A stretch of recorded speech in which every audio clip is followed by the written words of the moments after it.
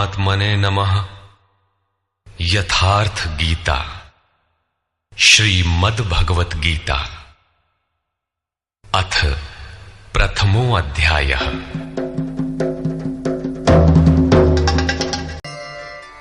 धृतराष्ट्र ने पूछा, हे संजय, धर्म क्षेत्र कुरुक्षेत्र में एकत्र युद्ध की इच्छा वाले मेरे और पांडु के पुत्रों ने क्या किया? अज्ञान रूपी धृतराष्ट्र और संयम रूपी संजय। अज्ञान मन के अंतराल में रहता है।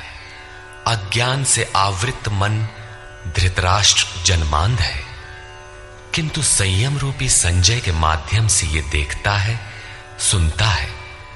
वो समझता है कि परमात्मा ही सत्य है। फिर भी जब तक इससे उत्पन्न मोह रूपी दुर्योधन जीवित है, इसकी दृष्टि सदैव कौरवों पर रहती है, विकारों पर ही रहती है। धर्म एक क्षेत्र है।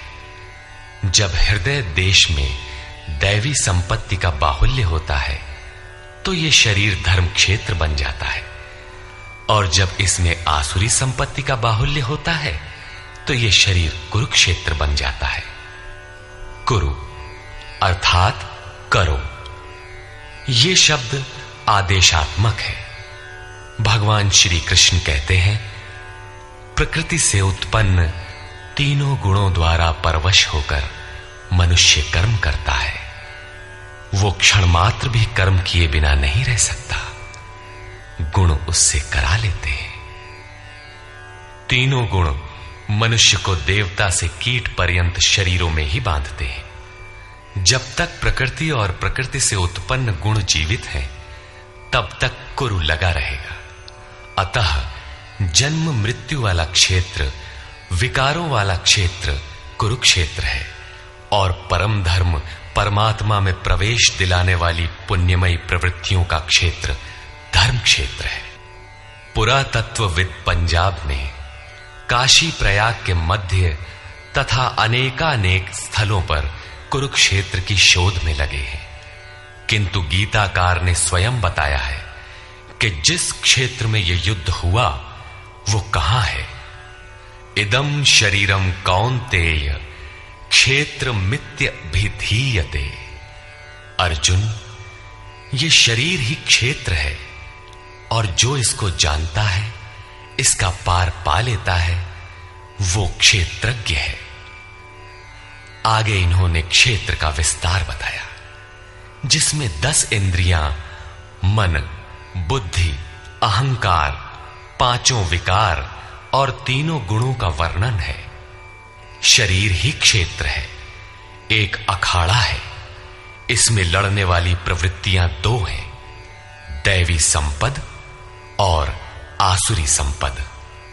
पांडु की संतान और धृतराष्ट्र की संतान सजातीय और विजातीय प्रवृत्तियां।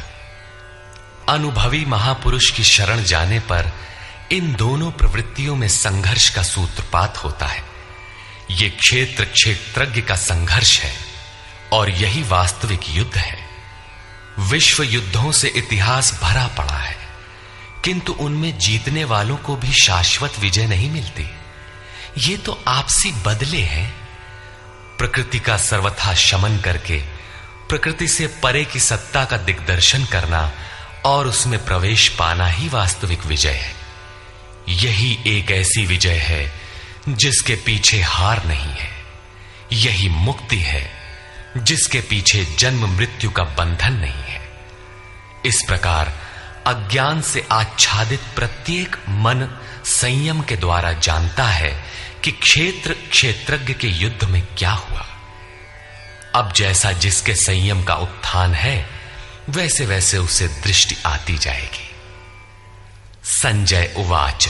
उस समय राजा दुर्योधन ने व्यूह रचना युक्त पांडवों की सेना को देखकर द्रोणाचार्य के पास जाकर ये वचन कहा, हे आचार्य, आपके बुद्धिमान शिष्य द्रुपद पुत्र धृष्टद्युम्न द्वारा व्यूहाकार खड़ी की हुई पांडु पुत्रों की इस भारी सेना को देखिए।